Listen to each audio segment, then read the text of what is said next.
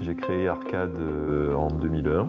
C'est une structure aujourd'hui qui intervient dans le champ des services à la personne, qui compte 550 employés en prestataire et 250 employés en activité mandataire. Naturellement, la RSE a fait rapidement partie de notre champ d'attaque. Notre engagement, donc, il est particulièrement indiqué sur le social, puisqu'en fait nous sommes une activité de service. Et dans ce contexte-là, on a une capacité d'intervention forte sur l'emploi.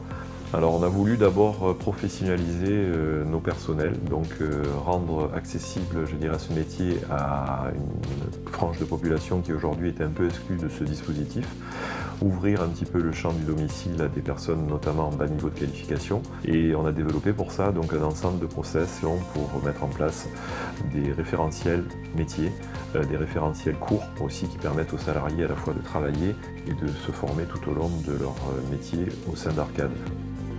On travaille sur tous ces axes-là pour garantir une belle qualité de service pour nos employés.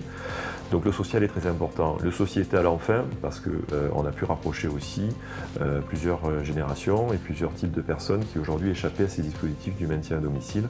Et c'est comme ça qu'on travaille au quotidien sur la volonté de fédérer des acteurs qui soient tant différents, travailler sur des primo-arrivants, travailler sur des personnes en difficulté sociale pour les intégrer durablement. C'est aussi une dimension RSE, puisque ça permet de faire se rencontrer à la fois des personnes âgées dépendantes, des personnes handicapées et des personnes en difficulté sociale. L'idée, c'est de créer une dynamique de quartier, une dynamique de ville, et c'est dans ce sens qu'on a inscrit un peu la politique d'Arcade.